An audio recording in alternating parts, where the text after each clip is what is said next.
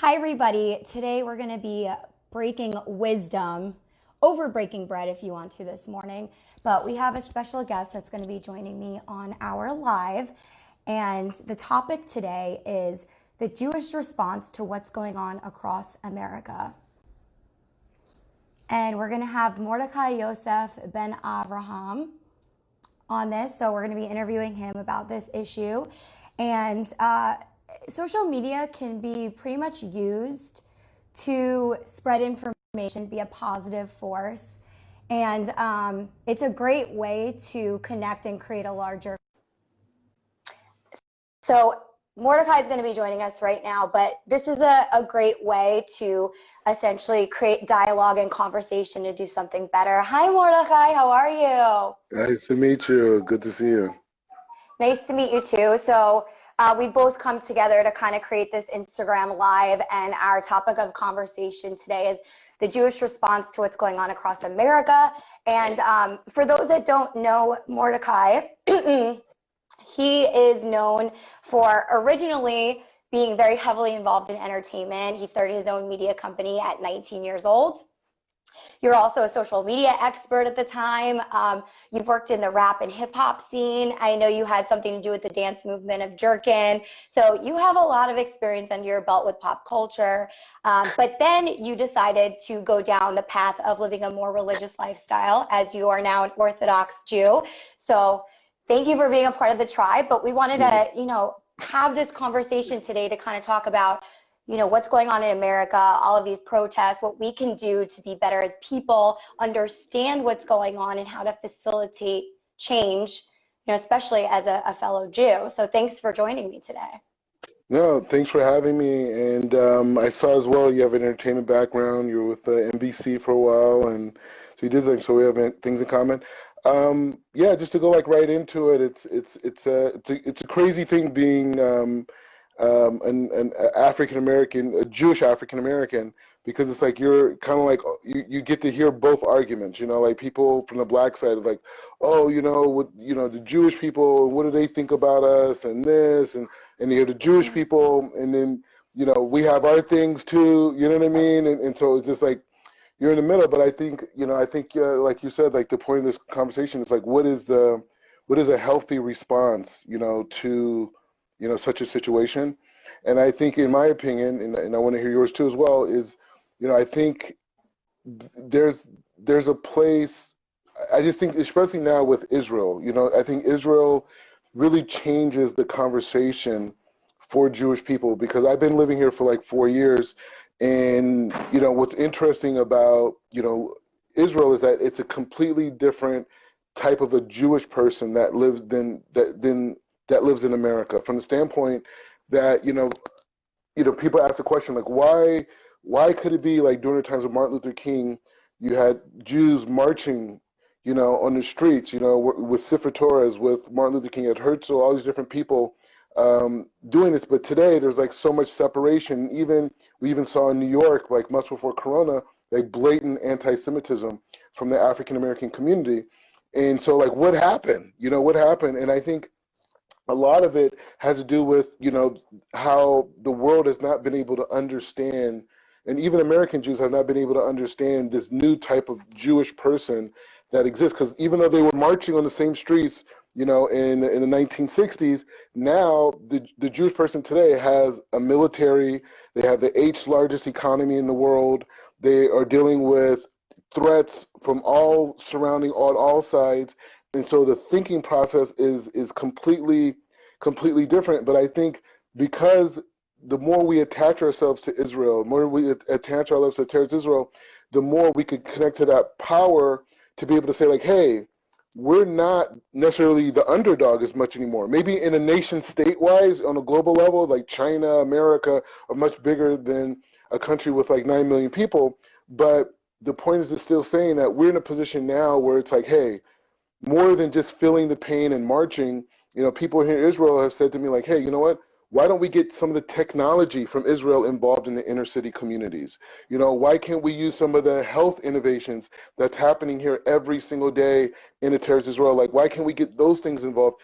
And so I think we're in a different place of a conversation than we ever were before. But I think the American Jew that may not be fully connected to a Eretz Yisrael, it's hard for them to have that discussion. And an Israeli Jew that's here doesn't have that point of communication or entry into that place. So I think it's really about, in my opinion, bridging that gap between Eretz Israel and all the great things that are happening here, and the needs that are happening in the community, and really kind of like building out a new type of relationship between blacks and Jews from that perspective.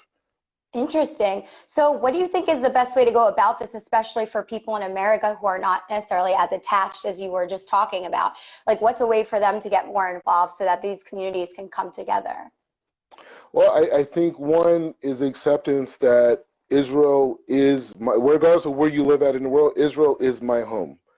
Israel is my home. We're Jewish because the Torah, because the Jewish people received the Torah in Har Sinai.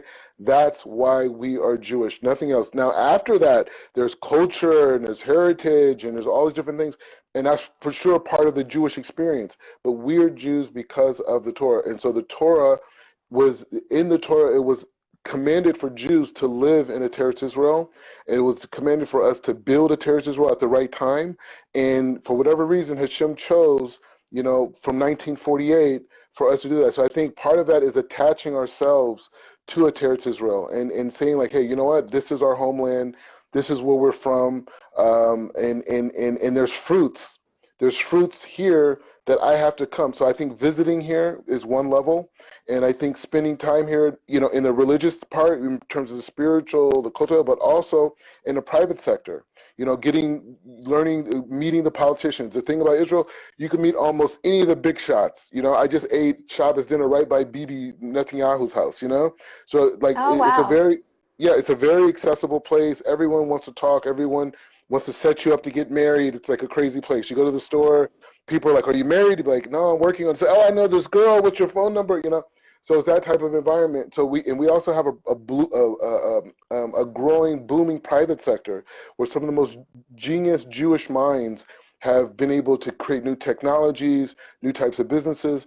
And so I think the more that we are accustomed to that, and I think Israel plays, we have birthright, but I think in terms of this dynamic of communicating the fruits of Israel to the rest of the world, I don't know if we've had that discussion between like young professionals like yourself and young professionals here in Israel. You know what I mean? Like, we haven't had birthright, come experience the land, all these different things. And many, tens of thousands of people's lives have changed from these types of trips. But I think that there is also a sense of responsibility for Israel to really reach out to these young people. And they have things. They have friends of FIDF. They have things. But I think more poignant in terms of like, how do we get people involved in America? How do we get Jews involved in America to be able to go into the inner city communities and to be able to say like, hey, you know what? There's diabetes, high blood pressure, a lot of these different health issues, because America has failed the black community tremendously in terms of resources and education, that, our job being a light to the nations, we could come in and fill some of that and really change a lot of those, bad thoughts that, people have about, like, I'm just saying, it breaks my heart to see, the gentleman who was just killed in Minnesota. They have pictures going around with him with Palestinian flags behind him, and I'm pro-Muslim, I'm pro-Christian, I'm pro-everybody. So it's not a slight versus anything, but the Palestinian people here are suffering because of Islamic terrorism, because of the ruling. They're taking these kids and they're brainwashing them to be child soldiers, to want to, be martyrs. You go to the parks, certain parts of Ramallah, and the parks are named after martyrs.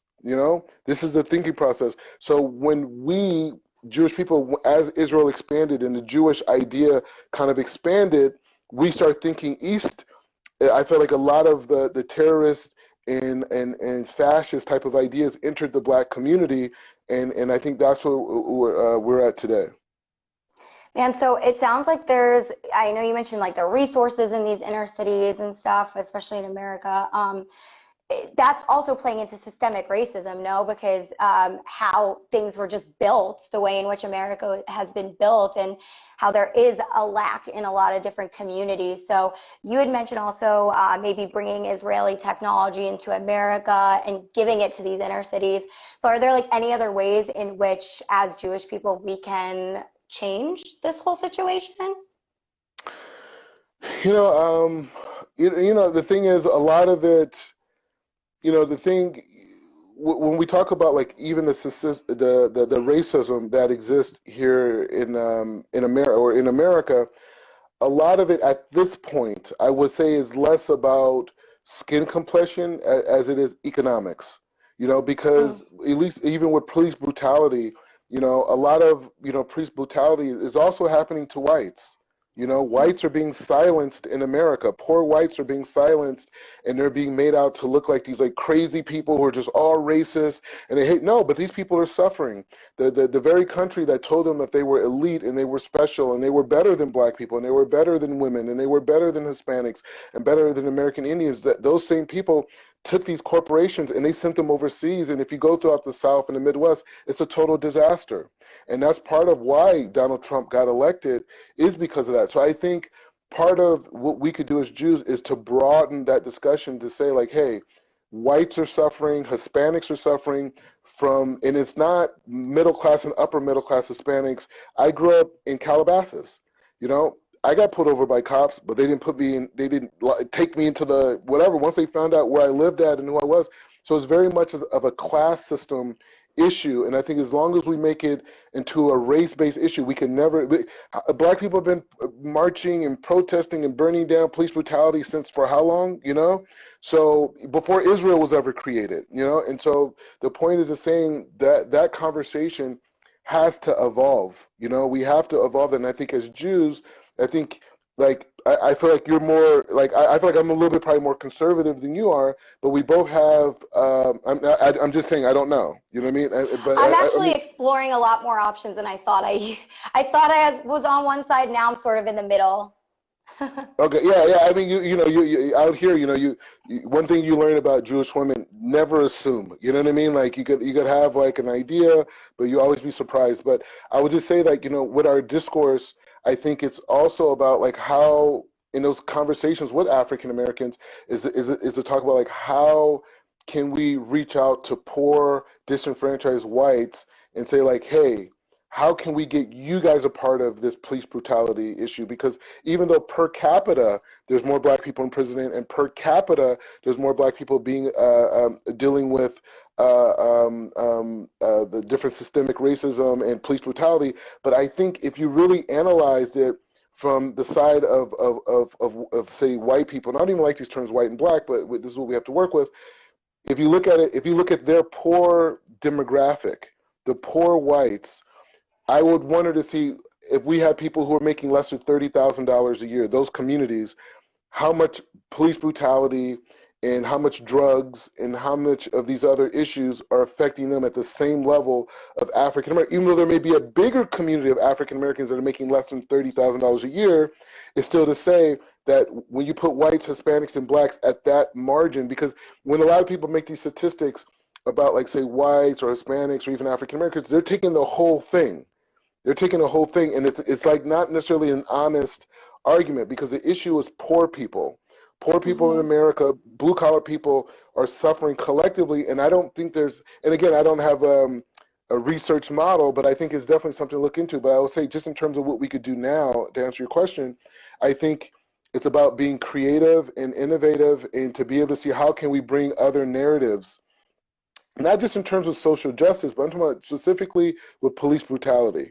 How can we take that narrative and say, can we attach to the white and Hispanic community and say, hey, we're in this whole thing together, and the media is trying to make it a black issue, and they're shunning you guys out, and you're suffering, and trying to make you feel better about yourself, but you're still suffering from the same, atrocity. So I think as Jews, we're very good communicators. Hashem made us very good communicators, and I think we have a responsibility in those discussions. Like if I'm in a Black Lives Matters meeting, to say like, hey, does it benefit us to not to change though, you don't have to change Black Lives Matter's narrative, but to say, does it make sense for us to have a sit down, a public sit down with whites who also have been affected by police brutality in those communities, who have drugs inside of those communities? Does it make sense for us to enter them in dialogue and as a collective affect legislation, affect voting, affect the court system and the judges that are elected and all these different things? So I think that's, I mean, look at what Eminem did for the world. When you really look back on it, Eminem took, you know, hip hop, rap culture, and he took his story and he brought it together. And I think if you look at our generation, we don't have so many skinheads, you know, like my grandparents, there was racist young kids, young teenagers. My mom just told a story, actually. It was an interesting story. I just had a family Zoom, but my grandfather, my great-grandfather was, he lived in Mississippi. He lived in Meridian, Mississippi, and he was like a gardener. You know, he would garden, whatever. And one day when he was walking home, they didn't have streets. They didn't have like sidewalks really. It was like grass and then the road, you know? And he was walking on, you know, he walked on this man's lawn who was a white male. And, you know, for whatever reason, he said, "Get off my lawn." He said, before my grandfather could get off, he shot him. He shot him with one of these like shotguns. And it was like these things that, it was like the type of bullets or like these little pellets. And so, anyways, he goes to the hospital. He has these like pellets in his heart. And it just so happened that in this particular area, there was a humongous medical conference, right? And this medical conference was like all these doctors, and it so happened that they were heart specialists. And so one of the doctors that was at the hospital told, you know, at the conference, like, yeah, we had this guy coming, whatever. So one of the top surgeons in the world was in town, and he came in, and he performed heart surgery on my grandfather and saved his life. So he was shot by a white person, but then he was saved by a white person. You see what I'm saying? That's a beautiful story, yeah. It's a real story. So I just think like the more that we can shift the narrative of the media that wants, and again, I'm not playing the victim role, but it seems like there's this very divisive agenda in the media between blacks and Jews, and there's such a focus on it. It's like they want us to fight with each other, like no other groups. Hispanics and Jews, no issue. You know, white Anglo-Saxon and Jews, not such an issue. But blacks and Jews, they want us to fight for some reason, and I think we gotta come at it to be smart and say like, wait, maybe there's a value there, and I think the ultimate value is bringing more of the light of Eretz Yisrael into America, and specifically into the impoverished communities that have been suffering from systematic racism, and using the financial resources and just the knowledge of the Jewish people. We've been able to do as minorities, as people who were enslaved, people who were abused, and we made it out. Yeah, we made it out. So, and now we have one of the strongest countries in the entire world, and as everyone else is going down, we're going up. And so, and we want to share it.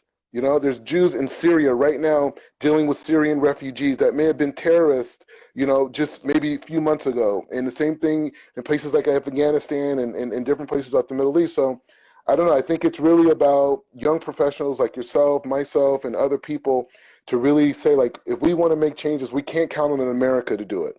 We cannot count on America to make changes in the black community. We can't change the Supreme Court. The Constitution in America has to be altered. You know what I mean? Because African Americans and other minorities are not fully citizens in certain ways, and this allows for the abuses to continue on in our court system and disproportionate wealth, you know, happening. So I think Israel is part of that solution as Jews, to be able to bring in a light to really repair the damage that, you know, these communities have experienced in America. Yeah, before we get into like other ways in which we can do that, you know, you mentioned the narrative and African Americans versus Jews, and the narrative being like that we're fighting each other. So where exactly are you seeing that, and why do you think that is? I can't say, I don't know exactly why that is, but we see it tremendously in the press. You know, because I also feel like we're not being reported enough. I feel like Jewish stories aren't actually in the news, really, unless it's a Jewish journal. Yeah, I mean, even that, but I'm saying even the stories, we don't hear about the friendships that exist in places in New York, the family relationships between Jews and blacks, how many Jews have hired blacks when other whites would not hire them, took care of them, Jews that, you hear all these stories about Jews at grocery stores that would be taking care of families, elderly people. We don't hear about these stories. We only hear about a Bernie Madoff, or, we hear about, somebody who, was a slumlord or something like that, but we don't hear about that. Why?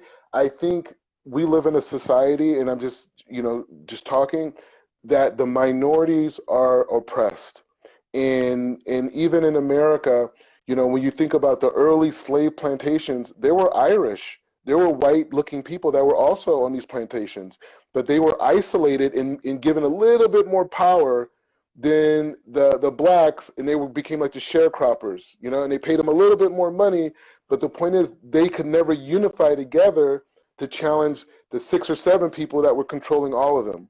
So I think, the Jewish people, I think there has been a effort to keep both of us away from each other. A lot of the violence that we saw during, pre-corona, in New York, I think that was a major blow too. You know what I mean? And some of the like, why weren't black people mourning when the guy goes into the synagogues in Pittsburgh and these places and shooting people up? Like, why don't we share a collective pain from white supremacy? Like, even when you look at Judea and Samaria, that issue, that's Jewish land. It's called Judea, but Europe and Churchill and all these people that very much advocated for Western colonialism, which we identify today as white supremacy, they're the one cutting up the territories. They're the one trying to play the Arabs against the Jews, and they stay in control. So I don't know why there's such an effort, but I definitely think that the security for the Jewish people in the West definitely comes through creating a bigger kinyan, a closer relationship with the African, a new relationship. And that relationship isn't just, we're going to march with you guys, whatever, but like, no, we made it out and we got some resources and we could share it with you guys, but we got to sit down and talk about it so we can understand Israel's not your enemy. Israel, all this pro-Arab stuff that they're talking, what have the Arab community ever done for black people, period, other than use our narrative? What have they ever done for us? And it's not an anti-Arab conversation, because the Arab people that live in America, they were also running from Islamic oppression. That's why they're there. So it's not, anything is not anti-anything, you know what I mean? And so the point is just to say that how can we build a new relationship post-Israel with the black community, and how can we share the resources here? And Israel wants to do it. Israel wants to do it. This is a giving nation. They're a giving nation, but they're being blocked.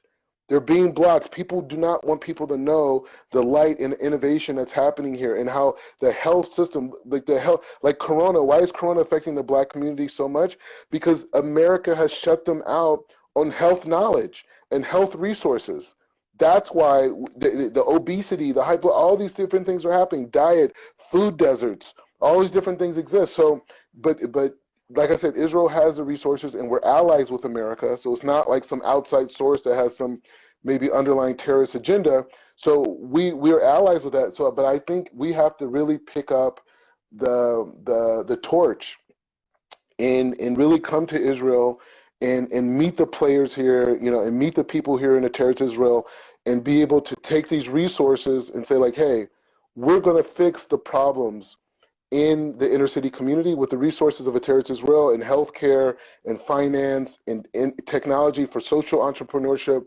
And we're going to bring those resources to the black community, and we're going to show the world what Israel's about, and we're going to transform this perception, this lie that Israel is the ultimate beacon of light for all minorities on planet Earth. Everybody who's a minority has been subjugated by a rule and controlled by a rule that is not their own. But Israel has been a place where the Jewish people have been able to become free intellectually. Like, you hear people in America say, like, oh, well, I'm a white Jew. Not even Ashkenaz, white Jew. Israel, they're Israeli. You know what I'm saying? Israeli. And I'm talking about a person who just came here 2 years ago. I'm Israeli. And so from that place, it's a recreation. Like the IDF I live in Mersharim. There's Jews have conflicts with each other. It is what it is. You had a Shabbos table.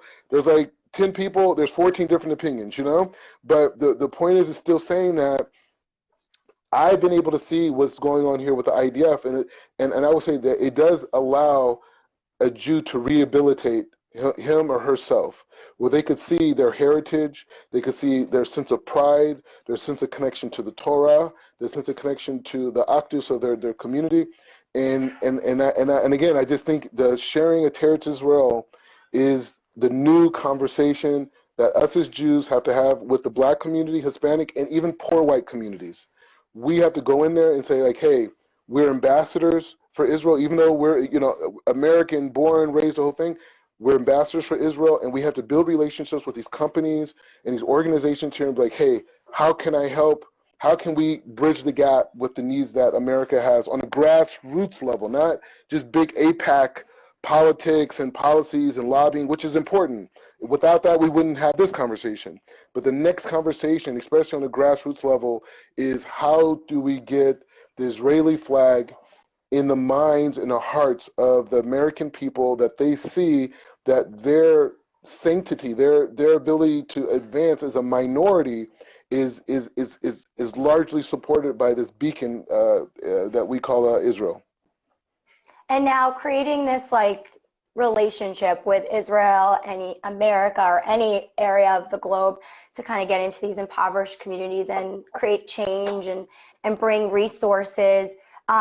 Why do you think as a Jew it's important for us to do that? Where in Torah, for people out there that aren't familiar with Torah, where in Torah does it show that this is the way?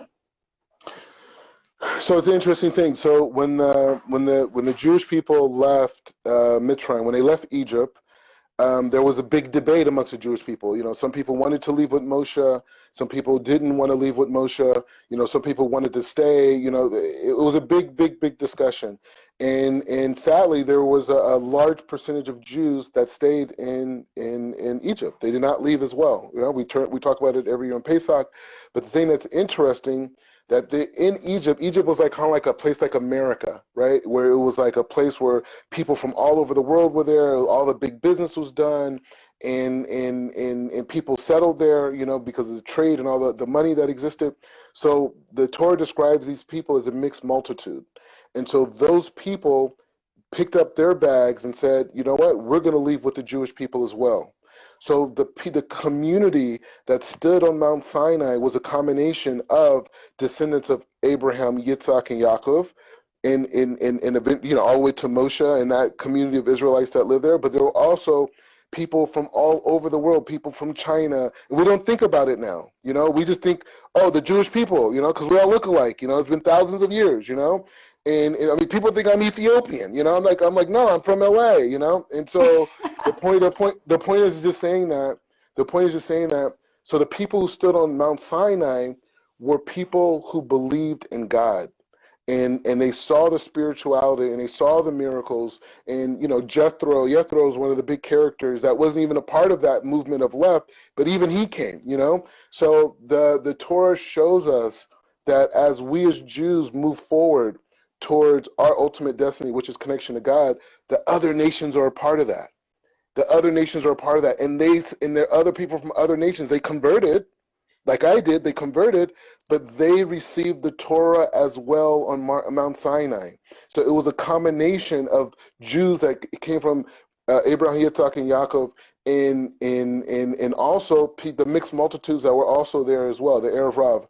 And so that's one idea. Another idea in the book of Isaiah, it talks about how the Jewish people, how we are supposed to be a light to the nations. And so I guess the question is, what does this mean, a light to the nations? Will we pass out flashlights? What is this light stuff that we're talking about? In this light that we're supposed to show to the rest of the people, that we have a spiritual system where we could self-actualize who we are. We can take, no matter what we're at as a people, as an individual, we could take that, no matter how difficult it is and how dark it is and how bad it is, that we have the technology of Shabbat, We have the technology of kashrus. We have the technology of the Yom Tovim, Rosh Hashanah, and Yom Kippur, and Shavuot, and all the other holidays.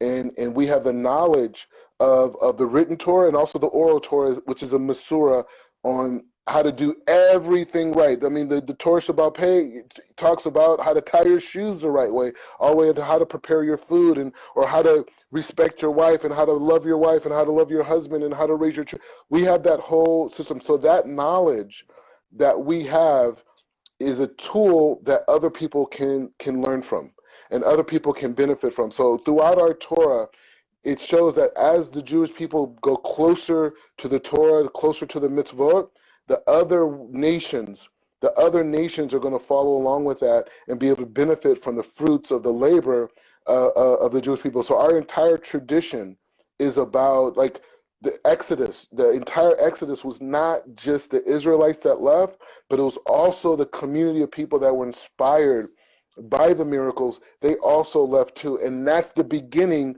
of the receiving of the Torah.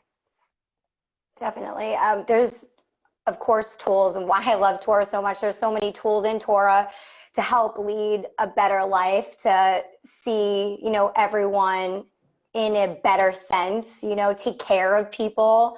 Doesn't matter where they come from or who they are. A lot of what I'm hearing, it sounds like it's a change in resources, a change in this like systematic, racism that we've built in America, especially. I know that when kids are born and they're children, they don't see color, they don't see differences like that.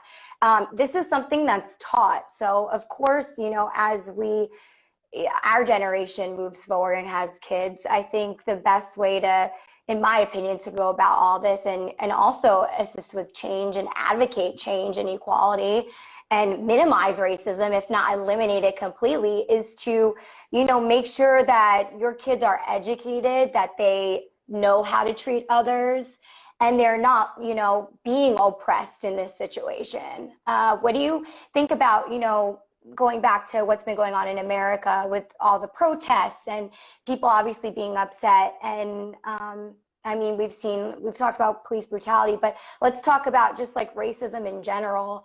Do you feel like it starts with our generation, the way we're going to lead our children? Yeah, and I think even, this takes us back to the ultimate Torah concept, from my perspective, is the idea of Adam and Chava, Adam and Eve. Every single person on planet Earth is a descendant of Adam and Eve. And so in 2020, we have these concepts of like black and white people, and it's like, that's not godly wisdom. That's something that was created by, like people, like they say, like even the whole term African American, that term was created in 1989 by Jesse Jackson and a few other black intellectuals, and it just spread. Now today, if someone comes up to you, like some of these guys, so are you African American or are you Jewish? It's like, bro, like, what do you want? Like, I'm with the Torah. You know what I mean? Like, I'm with the Torah. I don't want secular white supremacy ideas. And the thing is, white supremacy is not about white people or people who have lighter complexion than me. It's about an ideology that you see people as the other, and you justify the suppression of other people for your own self-preservation. So it's just to say that, like, the moving forward, like, I'm going to get married one day, B'vat Hashem. But the thing is, I'm not going to raise my kids as black or white people. They're going to be humans first, and as they keep the Torah, they will be Jewish. You know what I'm saying? But we have to get to the place of going back to humanness. What are the human issues? What are my feelings as a human? What are my thoughts as a human? Because when we get in that place of being a human, we can't allow what happened in Minnesota or any other types of police brutality. And you know what? What's all the names of all the white people who've been killed by police brutality too? They matter because I'm a human being. If I'm a black person, then it's like, oh, well, that's over there. Or if I'm Jewish, okay, those are those people. But if I'm a human, a Ben Adam first, right? A descendant of Adam Rishon, the first man, and if that's who I am, then I have to have compassion in my heart for all human beings. And I think that's why the Torah specifically is so important, because we don't have any other source of knowledge in our system. My mom's a professor. My sister's a professor. I come from a very educated family. Those tools don't exist in universities. In fact, universities are even more creating divisiveness, or creating this anti-Israel narrative, this anti-Jewish narrative, racism against blacks. You see these like memes from some people in the South making fun of the guy, people on the guy's neck, like they have these memes like where people, they're making fun of it, and it's just like, what happened to our humanness? Why don't we have compassion? First, they said the generation of Noah, before there was any black or white people, they said that flood came because that generation had such a low level of human regard. They said, like, if they were building a building, they said if a brick fell, everybody would run and get the brick and try to get the brick back together, and put it back up. But if a human fell, they'll just look at it and be like, wow, what a loser, So it's just saying that humankind, and maybe Corona and these different things, not to get too mystical about it, but maybe some of these issues that we're having in society that exist are a byproduct of us not respecting each other, like the whole social distancing. Maybe Hashem, the Creator, maybe He's saying like, hey, you know what? You guys you don't even appreciate being around each other, so now I'm going to make it that you have to be separate. So now you have to at least think about it. So right. So anyways, in closing on that, go ahead, please. I've actually heard this said many times, and I love to get mystical because this is all what our podcast is about. But even, with the fact with coronavirus, us wearing masks and everything, it's kind of like Lashon Hara, like think about what you're saying about people or to people. And it is like a message from God. Everything has meaning, everything has purpose if you're a person of faith and God-fearing. So these times are definitely telling us something, and it's good to do some introspection too, and understand why we're being given these lessons. And I think that you're totally on point with everything you're saying there. And I think African Americans also have a right to be upset because, a lot of, what we call white society and even us as Jews have been incorporated into that. We have sat back and watched the abuses happening to these people. We've known about police brutality, but up until they start rioting and burning things down, we're like, whoa, it's happening, calm down. But we've sat back and worked in the workforce, and we've seen, black people not being able to enter the workforce. We've been able to buy properties in areas where we know black people were not able to buy properties or get loans for these places or business loans or whatever. And we sat back and we've watched that. And I think it's time for us to look at ourselves and our own humanness and say like, hey, what type of human am I that somebody else is going to starve, not because there's a limited amount of food, but just because somebody else wants to keep them down, and I just accept it and move on with my life. I move it. And the same thing, like I grew up in the suburbs, and my family was given a lot of opportunities that other African Americans were not. And I know some African Americans that don't even acknowledge that once they get to a certain social status. You know what I mean? So it's not just, so white supremacy is an issue that exist in the thinking of black, white, Hispanic, of all people, because we've all sat back at some point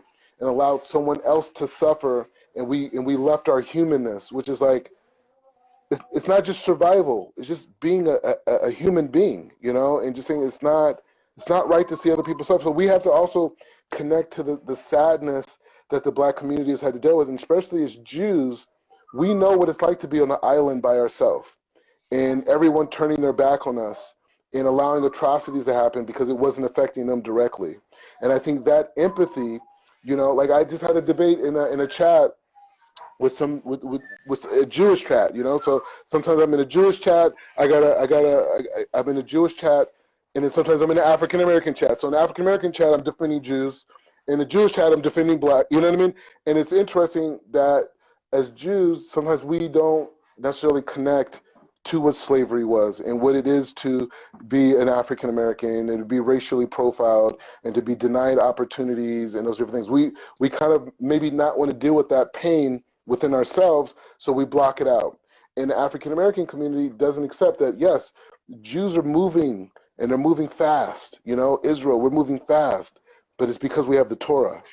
It's because we have the Torah and we have a tradition, and we're trying to get the heck away from white supremacy fast as possible. Israel is the counter to white supremacy. It's saying like never again means it means no white supremacy.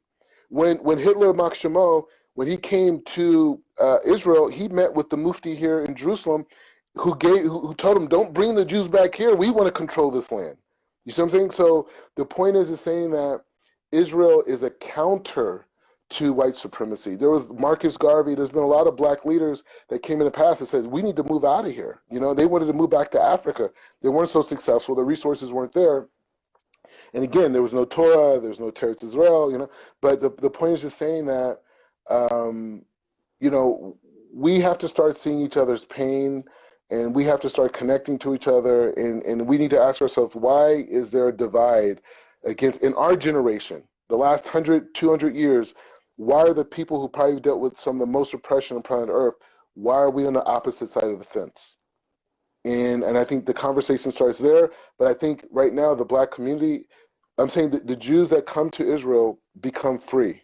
Even if they come back to America, it's a different sense of freedom that they have as Jews, and less oppressiveness from needing the acceptance of mainstream society.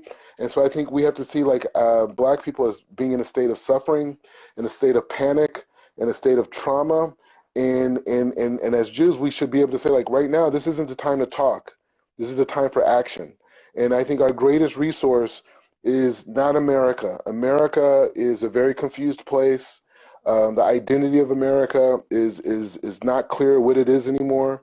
And I think God made it that way to make it very clear for us that Israel is the solution.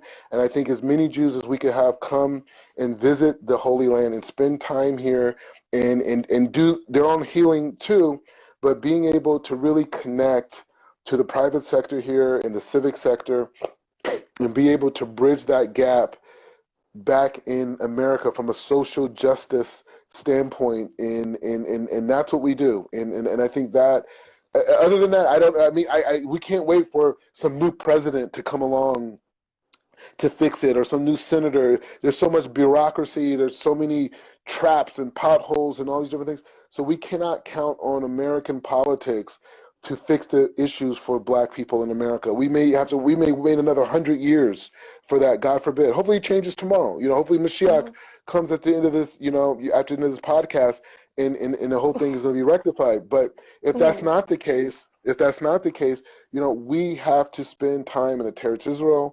We have to heal ourselves, and we have to bring those resources back to the people who need it the most. Wow, I love everything you said. Thank you for being so candid.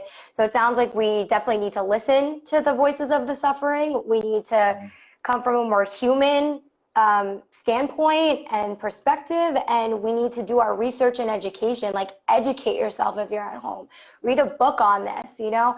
If you're Jewish, read the Torah, be guided, have structure, and connect to Israel. And yeah, it sounds like there are ways in which to, you know, create change and incite change by, you know, connecting with these companies and doing bigger things for the world and really helping those communities that are struggling, because no community should struggle, especially not in America. This is not a third world country we're talking about.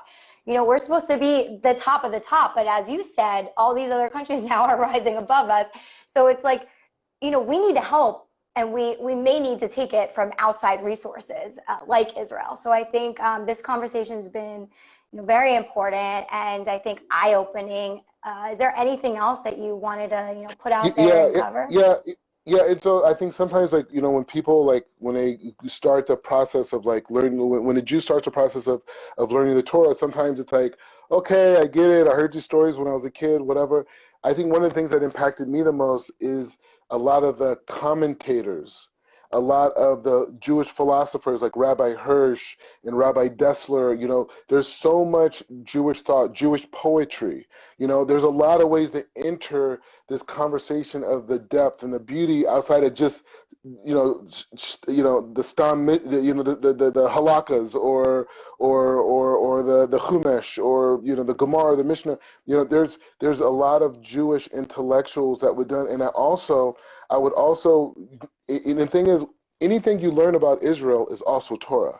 It's not just limited to the religious stuff. It's also knowing about how this country evolved. the different thought process that exist here. What are the philosophies of the different political parties?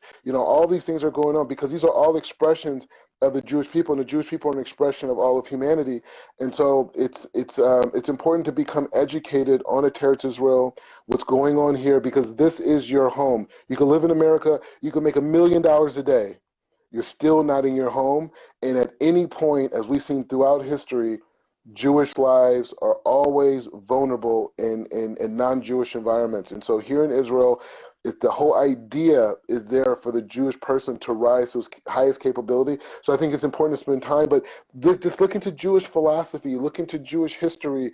It's a humongous, beautiful world of thought and ideas that could just empower a person who may not be religious, who may not be connected to Shabbat at this point, but just to know the wisdom and the depth that we have in our tradition, I just think is super important. Yeah, and going to Israel is definitely one of those ways in which to connect more. I know it's been important in my life. I've been to Israel twice now, hopefully more in the future, but I recently went this last summer, and yeah, the experiences you have, like just in the learning side, if you go to Jerusalem and take classes, and whether it's, at Aish or Yeshiva or whatever it may be, your seminary, like they're also important, and it's eye-opening how spiritual Judaism is and how it connects to all of these like life and humanistic concepts, and how it can really help us, become better people in the end. Yeah, and then I just want to check one point. It's like, and one of the things about Judaism, it's like, it's not just about people. Like Judaism teaches how to protect plants and animals and insects and nature and all this. So everything is covered under this gamut. And so if a person may say, hey, I'm not religious, but I want to do good and I want to help people, and I'm really into animal rights. Okay, we have a Jewish perspective on animal rights. I'm really into nature, dealing with nature and conserving nature. That's a part of our whole concept. The whole concept of Shabbat. Shabbat is for us to take a step back and to see the human responsibility we have with the rock kingdom and the insect kingdom and the plant kingdom and the animal kingdom. We have a responsibility, and so we take a step back because Hashem put us in charge of that. So He made us responsible. So all the different aspects. If someone's into fashion, there's Jewish fashion. It's existed. Every food, you like to eat food? Come to Israel. I mean, people from LA, they see me, they're like, I know they see me. No one said it to me directly, but I know people see me. They're like, Mordecai gained a little bit of weight. Come over here and eat the food here. Come to these bakeries, come to these places and see how skinny you stay over here. You know what I mean? Because it's like, the food is amazing. The fruits are amazing. I was just walking down an alley last night after Shabbos. I was walking back, and it was all these flowers on both sides. It was so beautiful, and the smell was just so rich. And I was in an alley. I was in an alley. I wasn't in a forest somewhere. So it's just the beauty of everything here, and it's just like, I'm just saying, I just feel so lucky to be Jewish, honestly. Like every day, like after Shabbat, sometimes I'm walking home, I say, Shem, thank you for letting me keep this Torah, let me keep your Shabbos. So it's just such an amazing thing, and I've changed so much. The more I give myself to the Torah, the more I open my heart, the more religious I become, the more the true self that I didn't even know existed reveals itself, and I'm like, wow, God is great. And isn't it true that the more you invest in, learning Torah and building your relationship with Hashem, that you're experiencing more beautiful things in life? Like more comes to you just because of that. Well, the thing about it, me as I don't know how many guys who are alpha males would tell you about walking through an alley late at night and being captivated by the smell of the flowers. So the flowers are alive here, you know what I mean? Everything's alive. And I would say when we talk about removing our children from this racism, and it's not to say that us as Jews, we've inherited, being in diaspora, being outside of Israel, we inherited certain bad ideas. And sometimes those ideas can be understood as like, wow, that person is saying something that sounds kind of derogatory. But our tradition, us as Jews, which has nothing to do with what we inherited from other nations, our tradition teaches us how to love. It starts off teaching us how to be human beings. It teaches us how to care for people properly, how to give people their space, how to do business properly, everything. There's a Mishnah that says that if a man is over the age of 70, we have to stand for them when they walk in the room because they've acquired knowledge. That's a Jewish man and a non-Jewish man. That's our tradition.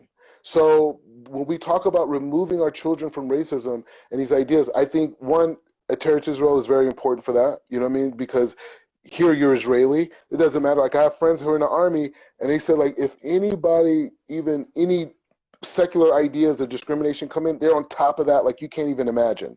You know, because Israel, like, and this isn't a perfect place. Nothing's going to be perfect until Mashiach comes. But the point is saying that at least as a Jew, I could explore what it is for me to be a Jew. And you, like you said, you could come here, you could take classes, you could go and hang out in the coolest restaurants at night and have amazing drinks and mixed drinks and everything, you know. So it's not just one way here. And so like, yeah, it's just this amazing place. And I'm just saying I can't iterate how happy I am to be Jewish and how lucky I feel to be Jewish and the caliber of people that I met being Jewish. And it's like one big family. You know, just a funny story. I was down in Tel Aviv the other day because I was doing all these interviews on the television network out there.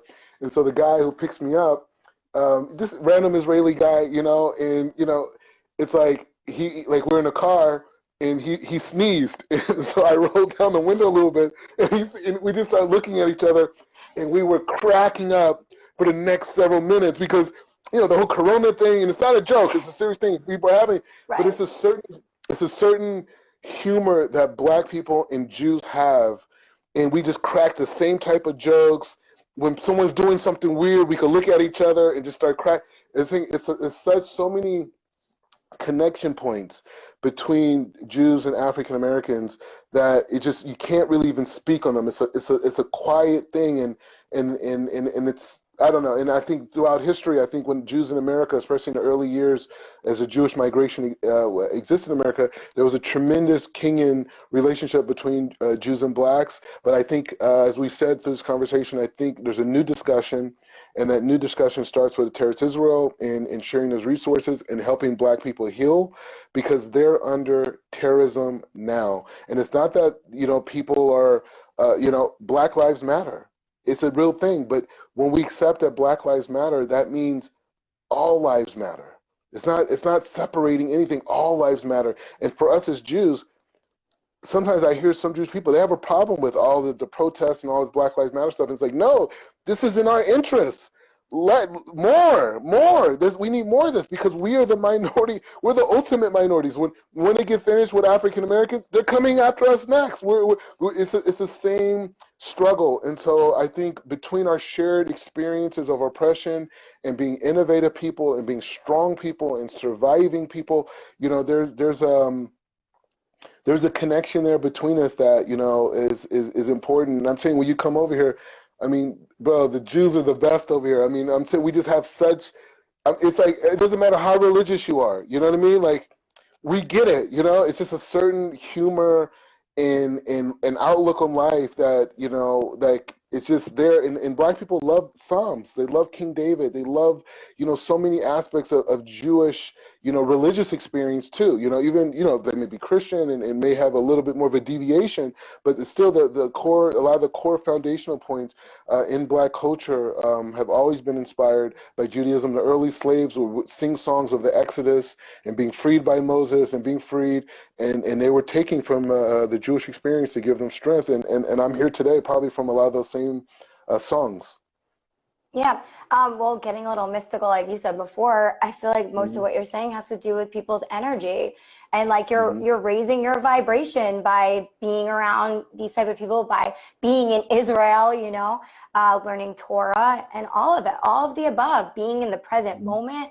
So yeah, there's positive energy in everything. And do you think that it's going to take a while for us to see a bigger change, or do you think, you know, we're at the precipice right now? I think we're changing right now. I think if you look at it, I think what's different, I said, number one, you got to think like all the stuff that's happening, we may have said has happened before throughout history, but this is post-Obama and post-Michelle and Barack Obama. And I think people, like, sometimes people want to criticize, sometimes conservatives want to criticize Obama and say, oh, he didn't do anything for Black people. And I disagree with that. I think from a spiritual perspective, Obama changed the whole way that everyone sees themselves in the potential of what could be created, and specifically with African Americans. And so I think when you look at it now, and a lot of people criticize Kanye West, but you're hearing tons of people on the left side. You see a lot of people on the left side that are saying, like, "What? The Democrats aren't doing anything for us. They haven't been helping us. They haven't, improved, our situation, and we've been voting for them, and we haven't taken our vote for granted." And it's not to say Democrat or Republican. That's not the conversation.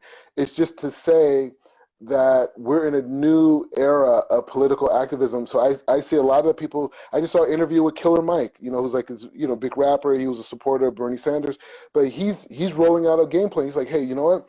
We need to organize. We need to elect new judges.